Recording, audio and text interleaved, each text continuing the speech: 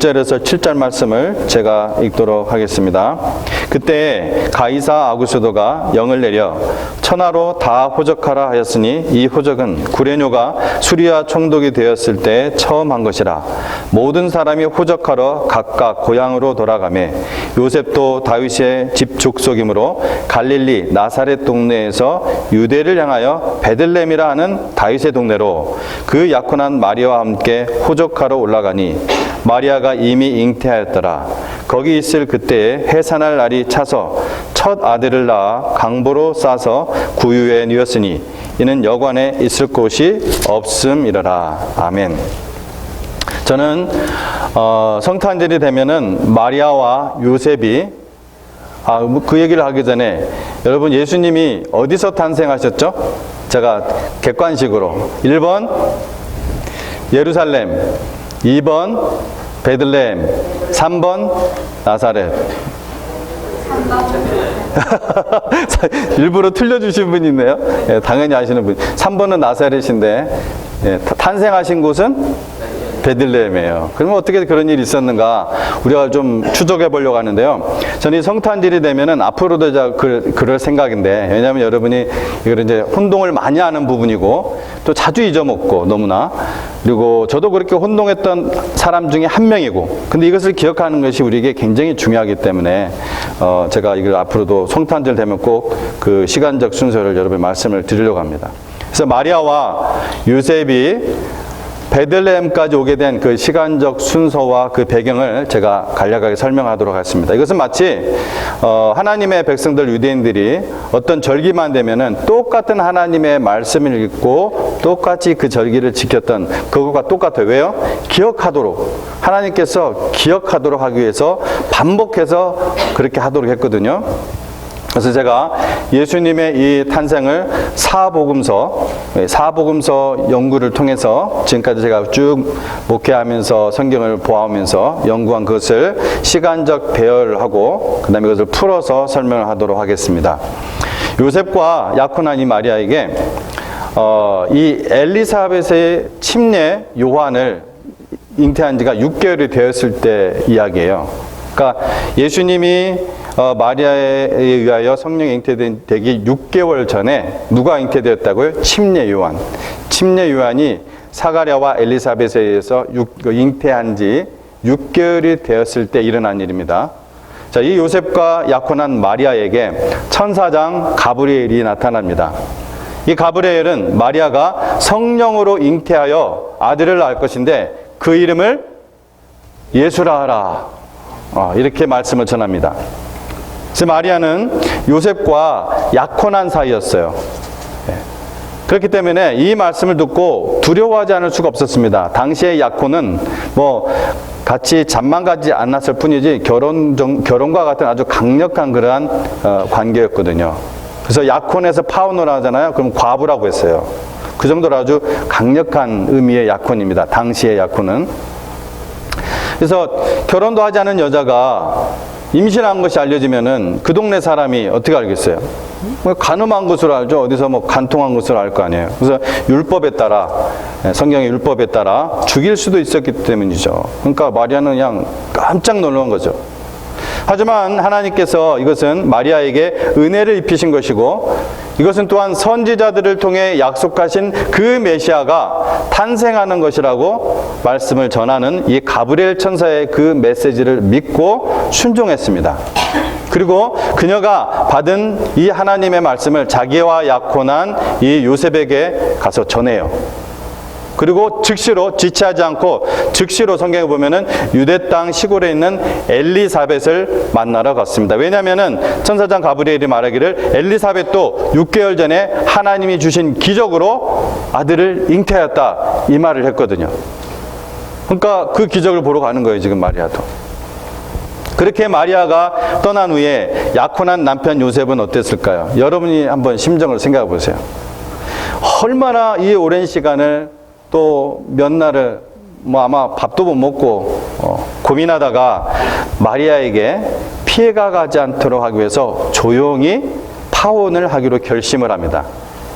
그때 한 천사가 이 요셉의 꿈에 나타나서 마리아가 자기에게 했던 그 이야기를 똑같이 전해주는 거예요. 하나님이 하시는 일이니 마리아 데려오는 것을 두려워 말라. 이렇게 말하는 거예요.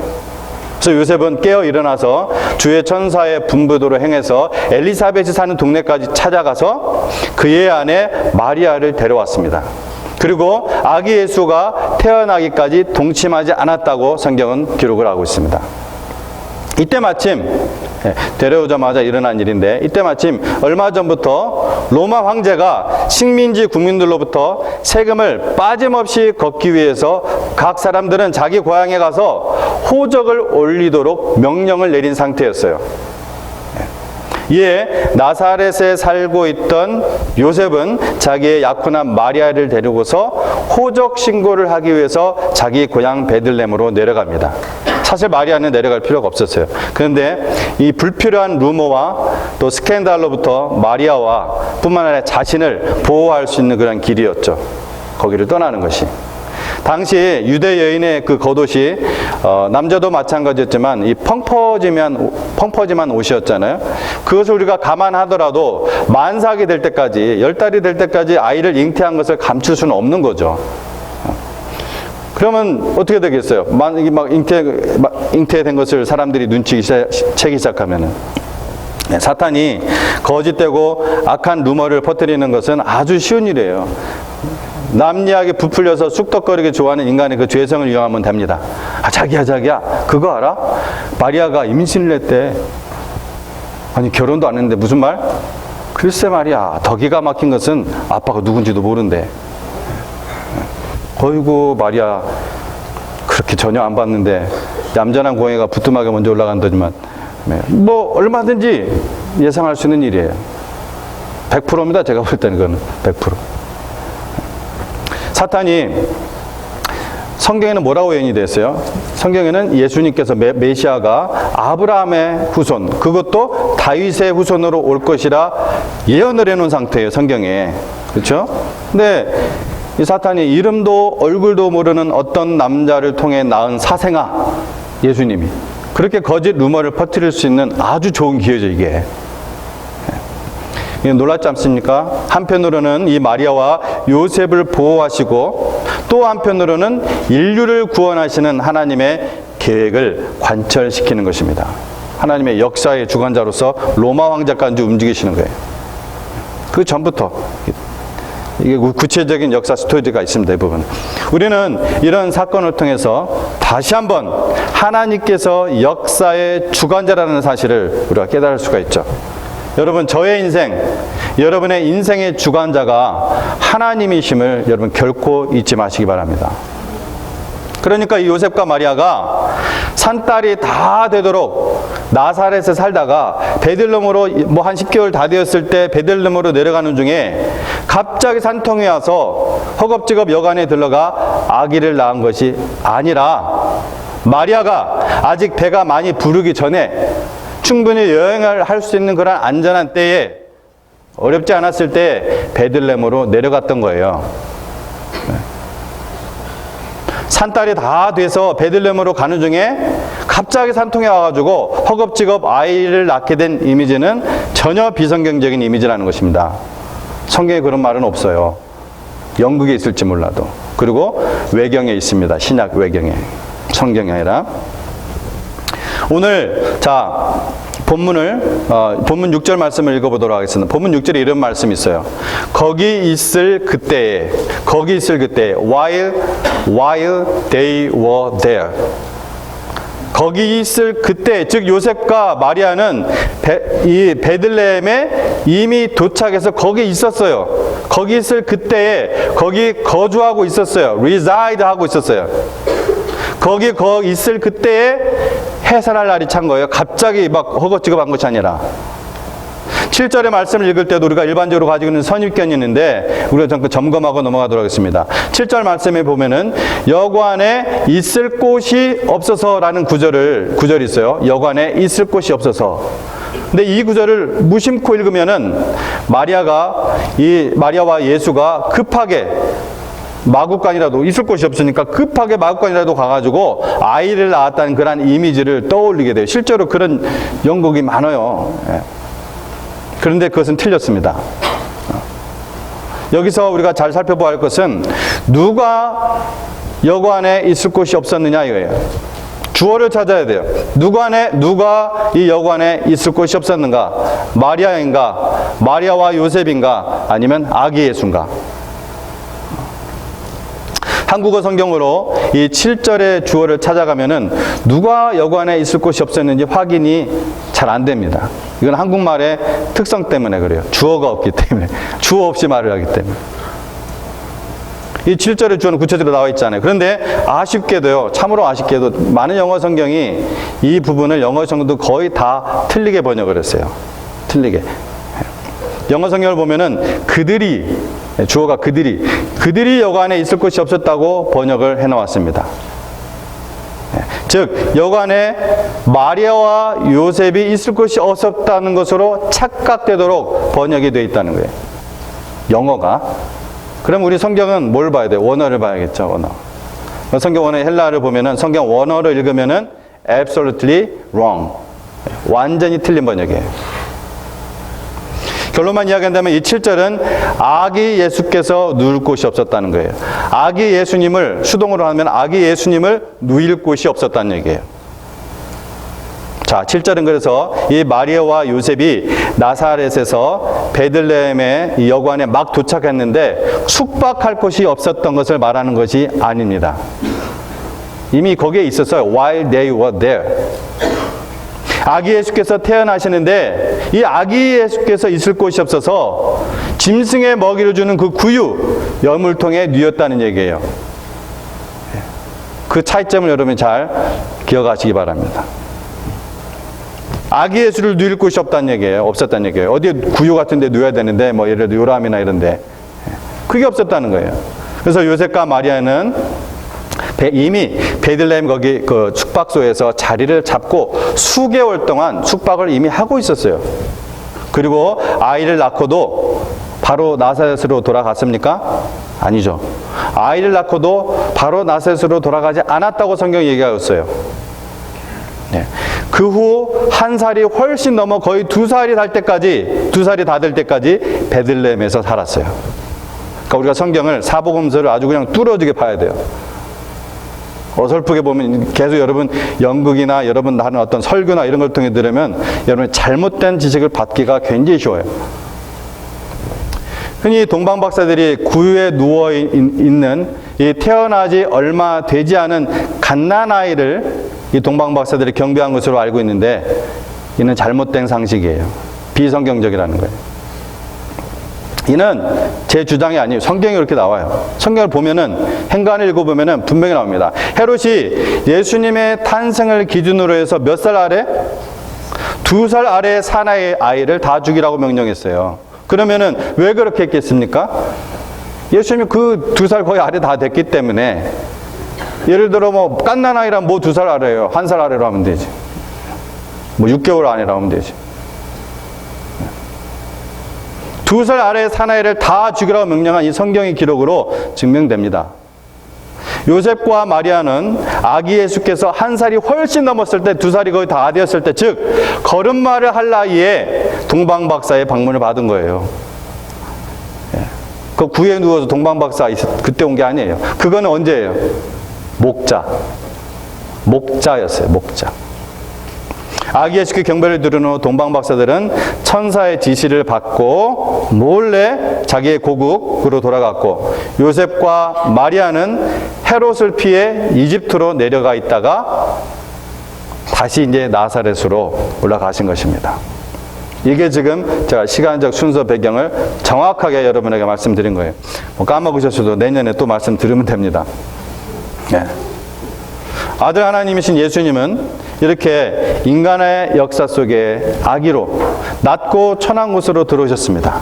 자, 그럼 이번 성탄절에는 이 마리아와 아까 말한 엘리사벳 이 두 여성을 통해 하나님의 뜻을 올바로 이해하는 방법을 3가지로 살펴보도록 하겠습니다. 첫 번째, 하나님이 사람의 때에 맞추는 것이 아니라 사람이 하나님의 때에 맞추는 것이다. 엘리사벳의 임신에 대한 기도는 굉장히 늦게 응답되었어요. 계속해서 기도했습니다. 그러니까 할머니 되었을 때 기도 응답이 된 거예요. 그런데 마리아는 결혼 생활을 하기도 전에, 남자를 알기도 전에, 성경에 표현하면은 원하지 않는 임신을 하게 된 거예요. 극과 극이죠, 지금. 엘리사벳이 할머니가 되어서 임신을 했으니까 너무 늦은 때라고 할 수 있죠. 사라처럼. 반대로 마리아에게는 일러도 너무 이른 때입니다. 여러분, 하지만 하나님의 입장에서 볼 때 사람이 판단하는 이르고 늦은 때란 없습니다. 사람이 하나님의 때에 맞출 때, 누가 누구일 때? 사람이 하나님의 때에 맞출 때 가장 복스러운 삶을 살아갈 수가 있습니다. 쇠는 닳았을 때 두드려라, 이라는 말이 있습니다. 쇠가 닳았을 때 두드려야 뭔가를 만들 수 있지, 식으면 아무리 두들겨봐야 힘만 들고 만들어지지가 않아요. 이전에 아마존에서도 유명한, 아마존 그 쇼핑하는 데 있죠. 아마존에서도 유명한 이 한국의 호미를 만드시는 그 대장장이에 대한 다큐를 제가 본 적이 있습니다. 호미를 하나 만드는데 20번의 담금질과 1000번 이상의 망치질이 필요하다고 합니다. 값싼 이 중국산을 찾는 사람도 많지만 강하고 튼튼하고 이 능률이 좋은 호미를 찾는 사람이 여전히 많아요. 그래서 그 대장간 호미를 이렇게 찾는다는 거예요. 그래서 수출까지 하는 거예요, 미국에. 저도 그거 샀습니다. 제가 텃밭을 하니까, 아마존에서. 하나님은 여러분 우리를 값싼 호미, 여러분 짝퉁 호미처럼 만들지 않습니다. 하나님께서는 우리의 인생을 우리와 함께 만들어 가십니다. 여러분, 어떤 꿈을 이루시기에 우리의 인생을 풀무에 집어넣으시기도 하시고, 집어넣고 기다리기도 하시고, 꺼내서 두들기도 하시고, 그것을 물에 넣기도 하십니다. 그 정확한 타이밍은 오직 대장장이신 하나님만 아신다는 것입니다. 죄송합니다. 낚시꾼이나 제가 낚시를 좋아하는데 올해도 한 번도 못 갔습니다. 참, 이 낚시꾼이나 이 어부들이 고기를 잡으려면은 바닷물에 그 썰물대와 밀물대를 알아야 됩니다. 저도 그래서 항상 이거를 확인하고 달라스에 있었을 때 이 갈베스톤에 내려갔어요. 썰물대에 아무리 고기를 잡으려고 해도 잡을 수가 없어요. 밀물대가 되어서 고기가 들어올 때, 잘 들어올 때, 그것도 시간도 있고 달도 있습니다. 그때 낚시질을 하고 그때 그물을 던져야 고기를 잘 잡을 수가 있습니다. 범사에 타이밍이 있는 거예요. 여러분들, 근데 놀라운 사실은 낚시꾼이나 어부들이 고기를 잡기 위해서 썰물대와 밀물대를 판단하기 위해서 여러분 바다를 보는 것이 아니라 어디를 볼까요? 하늘을 봅니다. 왜 하늘을 봅니까? 달을 보아야 하기 때문에 그렇습니다. 달. 왜 달을 볼까요? 달의 인력에 의해서 밀물과 썰물이 생기기 때문에 그렇습니다. 그러므로 바닷물만 쳐다보는 어부는 고기를 잡을 수가 없습니다. 하늘의 달을 쳐다봐야 합니다. 보름달인지 초승달인지 금운달인지 몇 시에 하이타이든지 몇 시에 로우타이든지 이걸 정확하게 생각하고 제가 달라스에서 운전을 하고 내려가는 거예요. 6시간. 6시간. 그래서 항상 제가 인터넷을 통해서 그거 확인하고 내려갔습니다. 저는 하늘을 안 봤어요. 인터넷 통해서 봤어요. 여러분, 인생도 마찬가지입니다. 세상만 바라보고 현실만 바라보는 사람은 실패합니다. 이건 특별히 하나님의 백성에게 특별히 그래요. 인생의 때를 분별하려면 하늘을 바라봐야 합니다. 하나님의 뜻과 목적이 무엇인지 알아야 돼요. 지금의 현실과 상황에 실망하거나 낙담하지 말고 하나님의 때와 뜻을 분별하고 믿으며 살아야 합니다. 우리가 볼 때 너무 늦다거나 우리가 볼 때 너무 빨리 찾아왔을 때 빨리 찾아온 것으로 보이는 것들이 있어요. 하지만 하나님이 정하신 때에 사람이 맞춰야 하는 것이므로 사람은 하나님의 방식에 이의를 제기할 수 없다는 것을 알아야 됩니다. 여러분, 그럴 때 하나님의 뜻을 따르는 가장 훌륭한 복의 길을 갈 수가 있습니다. 두 번째, 하나님은 사람의 기쁨에 맞춰 역사하시는 분이 아니라는 것을 알 때에 사람은 주 안에서 항상 기뻐할 수가 있습니다. 다시 한번 말씀드릴까요? 하나님은 사람의 기쁨에 맞춰 역사하는 분이 아니에요. 이것을 알 때 사람은 주 안에서 항상 기뻐할 수 있습니다. 천사 가브리엘은 사가랴와 엘리사벳에게는 너무나 기쁜 좋은 소식을 전해 주었어요. 그런데 처녀 마리아에게는 인간적으로 볼 때 이게 좋은 소식입니까? 일반적으로 사람들은 사람의 입장에서만 생각하고 하나님의 입장에서 생각하지 않아요. 하지만 하나님이 원하시는 것은 하나님의 영광을 위하여 하나님의 도구로 쓰임받는 그러한 일입니다. 왜냐하면 바로 그럴 때 사람은 어떤 상황이나 환경에 상관없는 항상 기뻐할 수 있고 진정한 평안을 그때 누릴 수 있기 때문에 그렇습니다. 마가복음에 의하면은 시골에서 왔다가 괜히 로마 군인에게 붙들려서 십자가를 대신 진 사람 있죠. 구레네 시몬. 시골에서 예루살렘 놀러 왔어요. 근데 옆에 구경꾼들이 딱 갑자기 목덜미 잡혀가지고서 십자가를 지는 거예요. 얼마나 황당했습니까? 그는 전혀 생각지도 못한 일을 당했던 사람이에요. 뭐 이런 경우가 다 있나? 그는 처음에는 괜히 구경하다가 붙들려서 고생만 하네 라고 생각했을지 몰라요.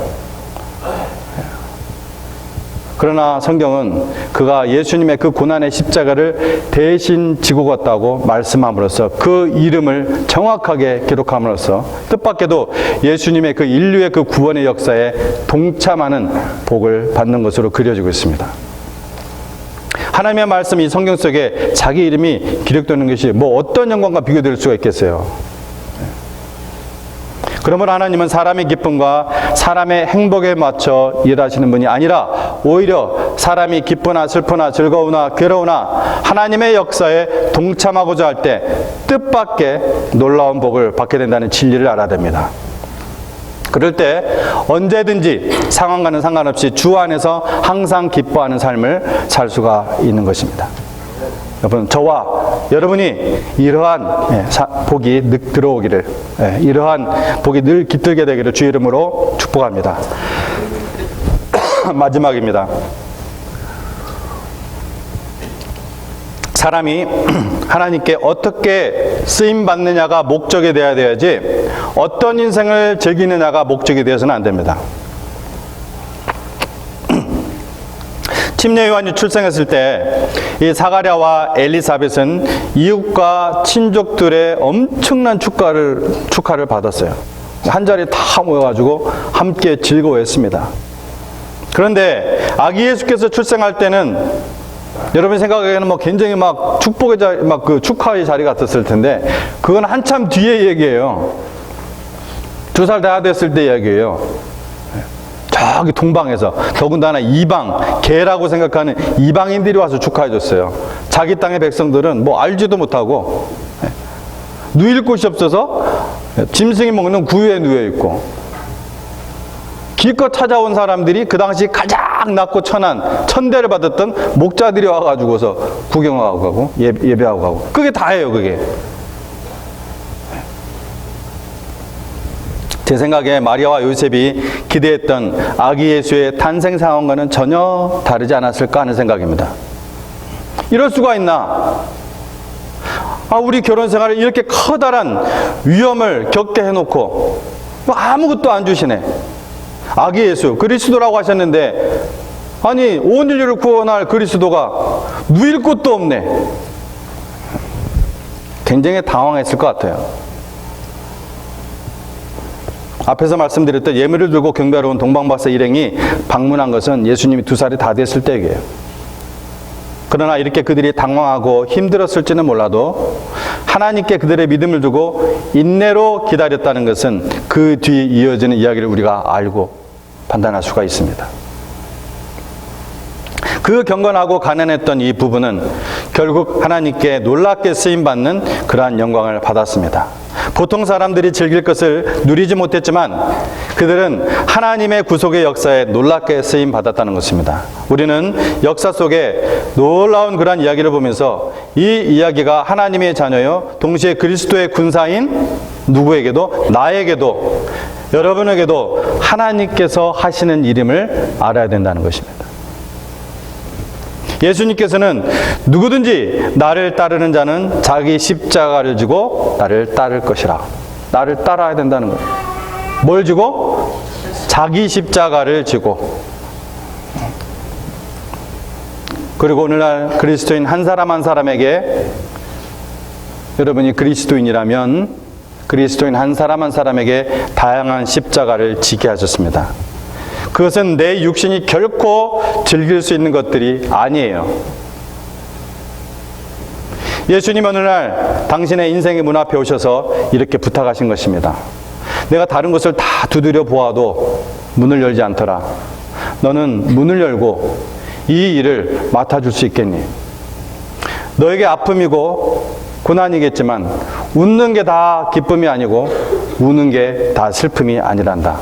죽는 게 다 죽음이 아니고 사는 게 다 생명이 아니란다. 하나님은 슬픔으로도 기쁨을 만드시며 하나님은 죽음으로도 생명으로 바꾸신단다. 이 일은 나의 나라를 세우는 일에 너무나 소중한 일이란다. 이것으로 나와 함께 나눌 그 영광과 그 기쁨은 내가 겪었던 그 모든 고난과 아픔을 완전히 잊어버리게 할 거야. 이 일이, 이것이 오히려 너에게 큰 선물이라는 것을 네가 알게 될 거야. 사단은 우리로 하여금 우리 자신의 신변만 지키고 좀 여유가 있으면 인생을 즐기는 일에 우리의 시간과 물질을 쏟도록 합니다. 하나님 일을 하다가도 내 신변이 어려워질 것 같으면 피하고 함께하지 않는 것이 저와 여러분의 같이 지니고 있는 타락된 육신의 본성입니다. 지금까지 어려움을 당할까 봐 여러분 복음으로 살지 못하고 이런저런 이유로 복음을 증언하지 않았을지라도 이제는 하나님의 그 귀한 일을 이제 기꺼이 우리 자신을 드리게 되길 바랍니다. 사람은 어떤 인생을 즐기고 있느냐가 목적이 되어서는 안 됩니다. 사람은 하나님께 어떻게 쓰임 받느냐가 목적이 되어야 합니다. 여러분, 그래야 갑자기 찾아오는, 누구에게도 예고하지 않고 찾아오는 그 인생의 마지막 페이지를 열 때 후회 막심하지 않고 오히려 영광 가운데 하나님의 품에 안길 것입니다. 오늘 우리는 마리아와 엘리사벳 이 두 여성을 통해 하나님의 뜻을 올바로 이해하는 방법 세 가지를 살펴보았습니다. 첫째, 하나님이 사람의 때에 맞추는 것이 아니라 사람이 하나님의 때에 맞추는 것이다. 하나님은 사람의 기쁨에 맞춰 역사하는 분이 아니라는 것을 알 때 사람은 주 안에서 항상 기뻐할 수 있다. 셋째, 사람이 하나님께 어떻게 쓰임 받느냐가 목적이 되어야지 어떤 인생을 즐기느냐가 목적이 되어서는 안 된다. 이 세 주제로 전해드린 오늘의 이 말씀을 잘 기억하시고 잘 새기면서 우리 함께 기도하도록 하겠습니다. 기도하겠습니다.